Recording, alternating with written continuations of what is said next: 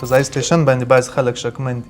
یعنې دا ډېره جدي پوښتنه ده، عادي مسله نه ده چې موږ سره ولې دا خلک دا خبر مني بیخي نه. یو څوک چې د کایناتو په جوړښت صحیح پوه نه وي، باور نه باندې لري، هغه ته راکټ ساینس او فضایي ساینس بیخي معما ښکارېږي. د شلمې پېړۍ په پیل کې یو بل څه وسو چې ټوله نړۍ وخوځوله او دغه د ساینس بنسټ یې بیخي بدل کړو. بیا ورپسې د موږ اتموسفیر ده، هغه موږ چې د ورځې شین وینو او ماښام کې بیا تور معلومیږي. عام خلک خو فقط دغه ټکنالوژي ویني چې میدان ته راوتلې ده. نو تر شا چې د دې تر کومه تیوري ده، کوم خلک دي، هغو ته دغه مسایل بیخي مطرح نه دي، ډېر عادي بولي، ډېر بدیهي بولي. نړیوال فضایي سټیشن د تاسې مې یادونه کړې وه، د تقریبا 400 کیلومتري کې د ځمکې په شاوخوا راګرځي او ډېر وخت لایف پروګرامونه هم لري. زه له ډېره ابتدایي حالته دا سیمینار پیلومه. مشکل دا ده چې اوس موږ په افغانستان کې چاته په ساینس کې خدمت ورکوي یو موضوع باندې، فرضاً زه یو چاته وایم چې راځئ سپوږمکۍ جوړه کړو، راځئ فضایي راکټ جوړ کړو. راکټ ساینس ته دغسې دای فورمولونه دي، دای معادلې دي، دغه تخنیکي وسایل غواړي، دا شی دی. اکثره وخت د ډېرو خلکو ذهن دې ته آماده نه ده. یو خو په دې باندې باور نشي کولی، لکه مخکې د ملګرو یاده کړه فضایي سټیشن باندې بعضې خلک شکمن دي. یعنې دا ډېره جدي پوښتنه ده، عادي مسله نه ده چې موږ سره ولې دا خلک دا خبر مني بیخي نه. مشکل په دغه ځای کې ده. مثلا زه په راکټ ساینس کې ورته غږېږم یا په فضایي سپوږمکۍ کې ورته غږېږم، هغه ماته وایي چې ځمکه بیخي کروي نه ده، جاذبه نه مني. نو موږ ته ځکه له ابتدا ځینې بحثونه مهم دي چې د ساینس او د عامې ټولنې ترمنځ دغه موجود واټن چې کوم ده دا رالنډ کړو. په نوره نړۍ کې دې برخه کې ډېر جدي کار کېږي، ساینس کمیونیکیشن ورته وایي، چې د ساینس او د عامو خلکو ترمنځ اړیکه را ټینګه کړي. په دې برخه کې تخصصي زده کړې کېږي تر دکترا پورې، چې عام خلک په ساینس باندې پوه کړي. زموږ په ټولنه کې مشکل دا ده چې زموږ ساینس که هغه کیمیا ده که فزیک ده که هر څه دي، فقط هغه تر مسلکي چپټرونو او پوهنتوني کتابونو محدود ده. او دغه یو غلط حس دا پیدا کړی ده، ساینس والا سخت ده او د یو څو نفرو کار ده. ساینس هېڅ سخت نه ده، ساینس ډېر ښایسته ده، ساینس ډېر اسانه ده. مشکل دا ده چې د ساینس مسلکیانو دا خلکو تر پېژندلی نه ده. ادبیات که هم سوي دي، ښه والی دا ده چې دغه مسلکي خلک یې تکړه دي، په ما یې پېژندلی ده، هر ځای غونډې ورته جوړوي. دغسې یو کنفرانس ولې د فزیک فارغین نه جوړوي، ولې انجینر نه جوړوي، ولې یو لکه افغان ادبي بهیر د ساینس یو بهیر نه جوړېږي. نو مشکل په دغه ځای کې ده چې موږ به اول له سره په دې موضوع باندې کتنه کوو، چې خبرې مې ډېرې اوږدې نه شي، چې دغه عام ذهنیت لږ دې ته اماده کړو چې په فضایي ماموریتونو که زه غږېږم، اول به هغه خلکو ته زه دا ورفهمومه چې کومې نظریې تېرې سوي دي، انسان له کوم حالته کوم ته راغلی ده، موږ په کوم پړاو کې یو، او دغه د کائناتو جوړښت څه ډول دی. یو څوک چې د کائناتو په جوړښت صحیح پوه نه وي، باور نه باندې لري، هغه ته راکټ ساینس او فضایي ساینس بیخي معما ښکارېږي. ځکه یو څوک چې فرضاً له دې اتاقه د باندې هېڅ خبر نه ده او ته د چاره قمبر خبرې ورته کوې، هغه وایي زه د اتاقه د باندې بیخي پوهېږم نه، چاره قمبر بیخي شته نه، ارزان قیمت بیخي شته نه. نو اول به دغه د ښار نقشه ټوله ور معرفي کوې، پوه کوې به چې دا سړک پلانۍ لارې ته تللی، دا پلانی واټ ته پلانۍ چارهیي ده، بیا یې وروسته دی مني راباسې بل د اتاق. نو موږ په هغه پړاو کې یو چې ټولنه به یو وارې په ساینس پوه کوو، دوی به د دې ساینس له تاریخ خبرو، وروسته بیا هغه مسلکي مسایل بیا وروستني دي. اول وار ډېر فشار په سړي راځي چې تخنیکي مسایلو سره مخ شي. نو ما دغه پرزنټیشن کوشش کړی ده چې ډېر زیات موضوعات په لنډه کې سره راټول کړم او دغه موضوع ربط سره پیدا کړي، هم په تاریخي لحاظ باندې، هم د موږ د سویې په لحاظ، هم د موږ د طرز فکر په اساس باندې. نو اول د موږ د لمریز کور او کائناتو په اړه د موږ د نظریاتو لنډ تاریخ ده. ځمکه مرکزیت دوره یو وخت په 2مه میلادي پیړۍ کې بطلیموس په نامه یوناني عالم او ستورپوه دوی یو نظریه وړاندې کړه چې د ټولو کائناتو مرکز ځمکه ده، دا د موږ ځمکه. هغه وخت کې 15 سیارې لیدل سوې وې، عطارد، زهره و مریخ و مشتري و زحل، دغه 15 سیارې وې، یوه سپوږمۍ وه، یو لمر و، دا یوه مداره. دغه اوه مدارونه یې درلودو، په مرکز کې ځمکه واقع وه. دوی ویل د ټولو کائناتو مرکز دا ځمکه ده او دا ټولې سیارې او لمر په دې باندې راګرځي. نو ځکه دې ته د ځمکې مرکزیت دوره وایي. او هغه کوم ستوري چې ډېر لرې و د هغو حرکت نه تشخیصېدو، هغه ته ثوابت ویل، چې هغه ثابت دی، بیخي بې حرکته دي، خوري نه. نو فقط همدغه اته مدارونه زموږ په کائناتو کې موجود و، د کائناتو مرکز یې ځمکه بلله. بطلیموس هغه وخت ډېر دې ته یو صحیح موډل هم جوړ کړو، یو خپل هغه تیوري ډېره ښه په تخنیکي ډول وړاندې کړله. نو دغه نظریه تقریبا 1400 کاله په جای پاتې شو. بیا وروسته په 14مه میلادي پیړۍ کې کوپرنیک په نامه یو کس راغی، دا نظریه چلنج کړه چې دا صحیح نه ده، د کائناتو مرکز ځمکه نشي کېدلی، دا یوه سیاره ده چې د لمر په شاوخوا راګرځي او لمر یو ستوری ده. ده دا نظریه لږ پټه وساتله. هغه وخت کې هغه د کلیسا له ډاره تکفیر یې نه کړي، نو ده دا کار لږ پټ وساتل. بیا وروسته تر دې څو په 18مې پیړۍ په نیمایي کې ګالیله راغی. ګالیله خپل یو تلسکوپ هم جوړ کړ او د مشتري سپوږمۍ ته یې وکتل چې عملاً یې مشاهده کړه د مشتري په شاوخوا سپوږمۍ راګرځي، لکه د ځمکې په شاوخوا موږ د خپله سپوږمۍ وینو.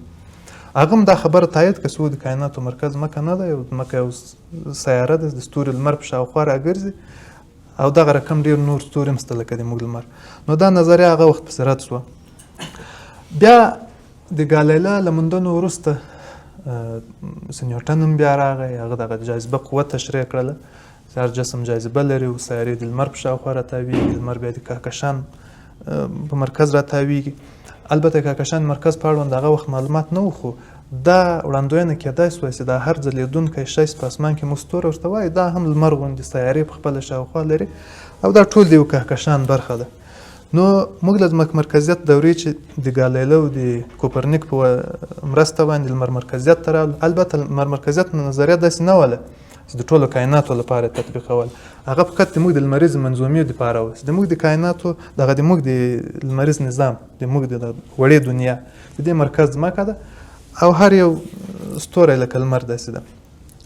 نو د دغه موندنو وروسته کهکشاني دوره راغله چې کهکشان ده، ستوري پکې دي، هر ستوری سیارې لري او دا هر سیاره د خپل ستوري په شاوخوا راګرځي او د سیارې په شاوخوا بیا راګرځېدونکي شي ته سپوږمۍ وایي.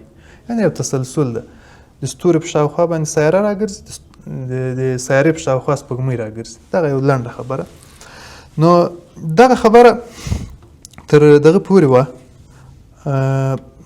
د 20مې پیړۍ تر پیل پورې وبښئ. دغه مثلا هغه موډل تشریح کوي چې د لمر په دې مرکز کې ده او سیارې په شاوخوا باندې راګرځي دغسې. البته دلته لمر هم ولاړ نه ده، لمر بیا خپل حرکت لري د کهکشان د مرکز شاوخوا. اوس په دغه کلیپ کې یو مهمه خبره دلته دا ده، دا ډېر ساده ښکاري. د ځمکې مرکزیت نظریې ته که تاسو فکر وکړئ، دلته که اوس موږ یو موجود ده، مثلا موږ د ځمکې په سر موجود یو، دلته چې موږ ولاړ یو، موږ بیا داسې حسوو چې دغه نور کائنات ټول د موږ په شاوخوا راګرځي. نو هغوی دغه وخت د امکاناتو په لرلو سره ملامت نه و چې ځمکه یې د کائناتو مرکز بلل. تاسو ورته وګورئ، دلته ځمکه ولاړه ښکارېږي او دا نور شیان ټول لکه په موږ سره راګرځي. نو د دغه یوې ذهني خطا په اساس باندې 1400 کاله انسانان په یو غلط باور کې وو. اصلا داسې نه وه.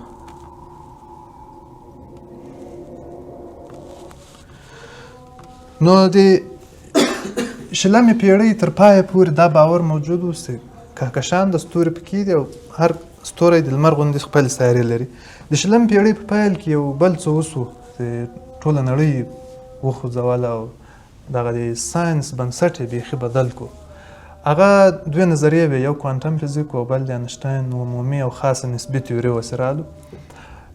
په علمي لحاظ یعنې هغه کومې معادلې، کوم فرمولونه، کومې تیوریانې چې کائنات تشریح کوي، هغه د دغه تیوریانو یعنې ډېر قوي لاس ده پکې چې اوس موږ هغه د کائناتو د تشریح لپاره کاروو. خو تر ټولو غټه خبره بیا دا وه د 1940 کاله بیا تر 1930 کال پورې امریکایي ستورپوه ادوین هابل هغه اصلا حقوق ویلي وو، بیا وروسته ستورپوهنې ته راغی او ډېر خدمت یې دې برخه کې وکړو. هغه به هر وخت د کالیفورنیا په غرونو کې ماونټ ویلسن رصدخونه په دې کې به له خپل تلسکوپ سره و کائنات یې پلټل، ستورو ته به یې کتل. یو وخت یې یوه ډله ستوري چې ده ته ډېر جالب ښکاره سو، نابلده، دا یې پیدا کړل. ده داسې حس کړلی چې دا د موږ د کائناتو، د موږ د کهکشان د یوې برخې ستوري دی او لږ جلا رڼا لري. خو وروسته چې دا ستوري ده تحلیل کړلو، نورو ساینسپوهانو هم هغه معلومه کړه، دی په دې توانېدلی و چې بیخي له خپل د ملکوي کهکشانه د باندې نور کهکشانونه یې لیدلي ولو. نو دا یوه ډېره انقلابي نظریه وه چې موږ یې له کهکشاني دورې چې کیهاني دورې ته بوتلو. کیهاني دورې مطلب دا ده چې مخکې موږ باور درلود دغه یو کهکشان ده، یو څو ستوري پکې دي. اوس موږ په دې باور یو چې دغسې نور کهکشانونه هم شته او دغه موندنه د ادوین هابل په واسطه وسوه. د نه کهکشانونه نور هم پیدا کړو او تر ټولو جالبه بیا پسې دا وه نه یوازې د نوي کهکشانونه پیدا کړو، دا ډېره جالبه خبره وه، خو تر ټولو جالبه دا وه چې دا هر کهکشان چې ده مشاهده کاوه یو له بله لرې کېدو، لکه موږ تاسو ټول یو له بله د منډې په حالت کې. دغه شی چې ده څه رقم تحلیل کړو، د دې بنسټ داسې شاید تاسو سوال پیدا شي په دې دی څنګه پوست دونه لري. هر هغه رڼا چې په کایناتو کې موږ ته له هغې چې سره رڼا راځي، دغه مطلب دا دغه شی له موږ لرې کېږي هغه کهکشان. دا یا ساده خبره ده. کله چې د هغه رڼا آبي وي موږ ته هغه د رانږدې کېدو په حال کې ده. دلته د طول موج او د فریکونسي خبره ده. نو بس ډېر مسلې تخنیکي کېږي په هغې نور نه غږېږم. لنډه دا چې دا خبره راووته چې کاینات یو وخت سره نږدې وو، دا ټول کهکشانونه لرې کېده، خو دا معنی چې یو وخت دا ټول سره یو ځای وو. دغه نظریې ډېرې نوې پوښتنې را پیدا کړي چې د کایناتو د پیل په اړه اولنی وار اوس انسانانو شواهد پیدا کړو او یوه داسې تیوري پیدا کړله چې لاس یې پسې نیولی سوی، ځکه عملا په شواهدو بنا وه. فرضاً دوه موټر یو له بله سره تېرېږي، مثلا یو چارای شهید ته رسېږي، بل سرای شمالي ته رسېږي. موږ دلته په دغه چارایي کې ولاړ یو. موږ یو وخت دا ویلی سو چې دغه دوه موټر یو وخت دلته د البجر څلور لارې سره څنګ په څنګ تېر سوي دي. نو د کهکشانونو لرېوال هم دا وښوه یو وخت دا سره نږدې وو. دغه تیوري دغه موندنې دا تیوري راوزېږوله چې کائنات له یوې وړې لحظې پیل سوي دي چې هغه ډېره وړه منفرده نقطه وه او دا ټول کهکشانونه چې اوس یو بلې خوا ته پراخېږي دا ټول د هغه یوې پېښې په واسطه رامنځته سوي دي. نو دا نظریه هم بدله سوله. دلته یو کوچنی کلیپ بل هم ده د موږ د کهکشان په منځ کې یعنې تقریبا تر 200 میلیارد پورې د لمر غوندې ستوري دي. څوک تر لمر غټ دي، څوک تر لمر واړه دي، څوک لکه لمر دونه تر 200 میلیارد پورې. بیا د هغه د 200 میلیاردم یوې برخې یو ستوري تابع موږ یو، یو څو سیارې باندې راګرځي او یو څو سپوږمۍ دي. دلته موږ تاسو د ستورو په دې غټه دنیا کې د موږ د لمر ته وګورئ چې چیرې موقعیت لري. یوه ډېره پراخه دنیا کې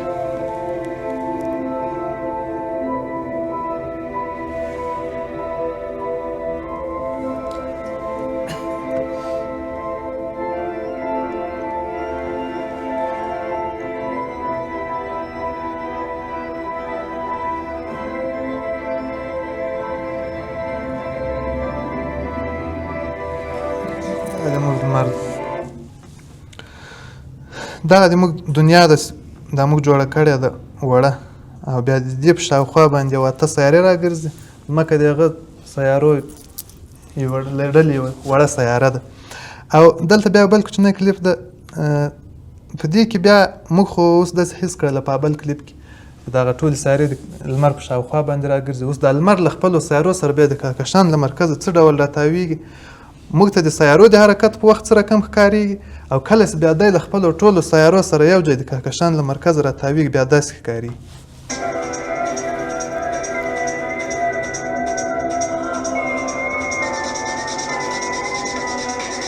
دغسې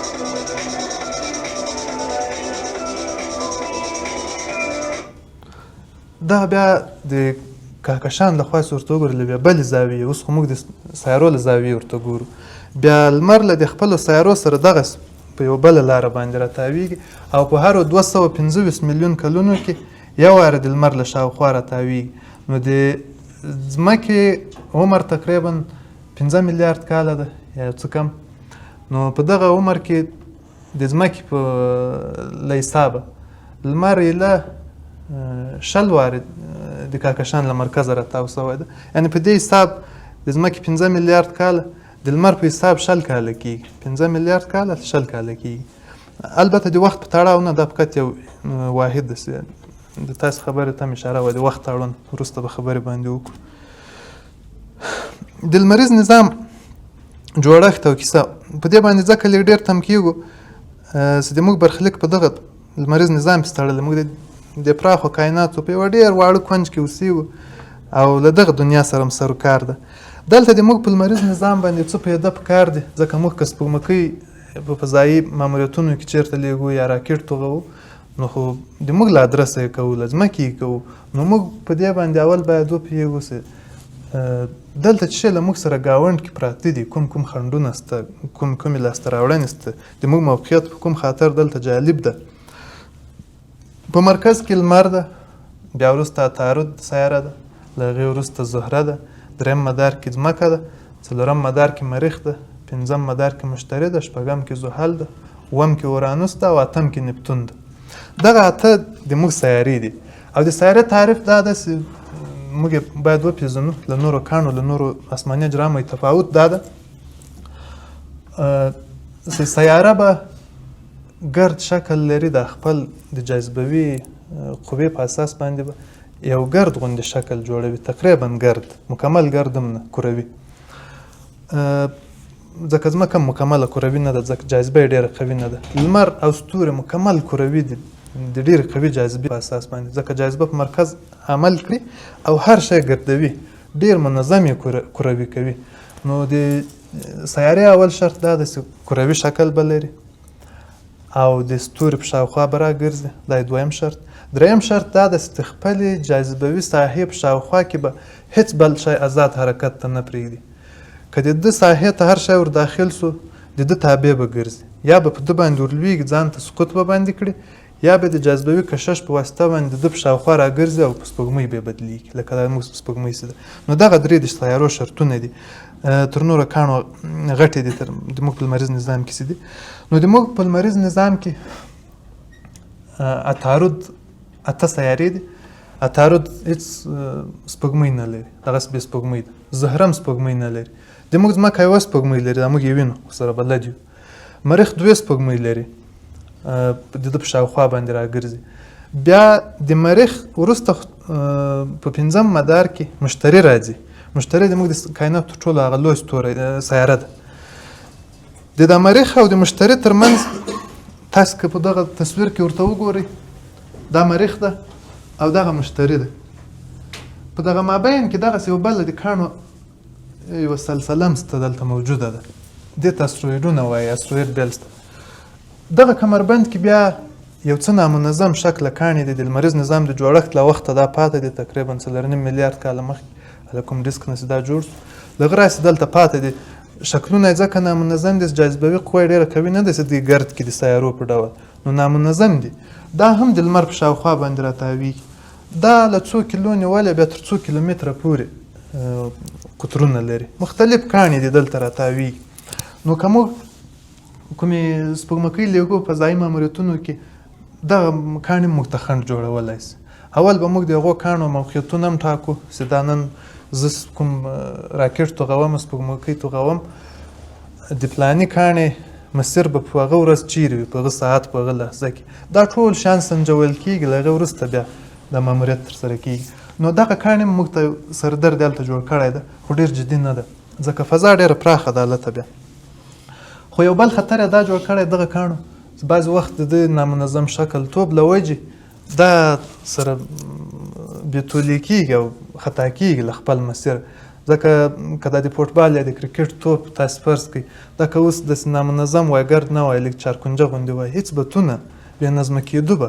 په کایناتو کې هم کوم یو شی، کوم آسماني جرم دا نامنظم شکل ولري، هغه بې نظمه کېږي او یو ځای سقوط کوي.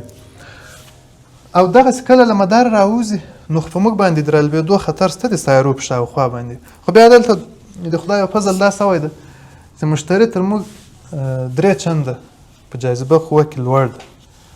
یعنې دا امکانات کمیږي چې دغه آسماني کاڼي، دغه څه ورته ویل کېږي، وایي آسماني کاڼی راخطا سو، اسټروید، هغه له دغه کمربنده راخطا کېږي او په موږ باندې د رالوېدو امکان وي. خو ښه خبره دا ده چې مشتري جاذبه زیاته ده، تر موږ اول هغه ورکشوي، نو موږ له دې بچ کېږو او دې ته یو ډول د ځمکې ډال هم وایي، د ځمکې ساتونکی یا ګارډ مشتري. نو له دغې بلا هغه خلاص کړي یو. خو کله کله چې په یوه پیښه کې لیده چې یو کاڼی راخطا سي، ډېر کم امکانات لري چې هغه په موږ باندې راولویږي، خو هغه اکثره وخت ډېر زیات خطرونه پیښولی شي خو د رالوېدو امکانات یې کم دي. په مریخ په مشتري باندې ورلوېږي. په مریخ باندې ځکه نه ورلوېږي د هغه جاذبه هم تر ځمکې بیا 3 وارې پسې کمه ده. ډېر امکان وي مشتري باندې ورولوېږي. نو د مشتري له دې خاطره سپوږمۍ هم زیاتې دي. تقریبا تر 3 اویا پورې سپوږمۍ لري مشتري د ده په شاوخوا راګرځي. لکه موږ چې یوه لرو هغه باندې 3 اویا راګرځي. وجه یې دا ده چې له دغه کاڼي دا کاڼي چې کله په ده باندې ورخطا شي دی د خپلې جاذبوي قوې دغه ساحې ته را داخلوي او هغه خپل زور ویسي ځان وباسي. دې نتیجه کې دا کشمکش پیدا شي او دغه اسماني کاڼی د ده په سپوږمۍ بدل شي. د وخت په تېرېدو سره د سپوږمیو شمېر زیاتېږي، یعنې دغه کاڼو راځي د ده په سپوږمۍ باندې بدلېږي.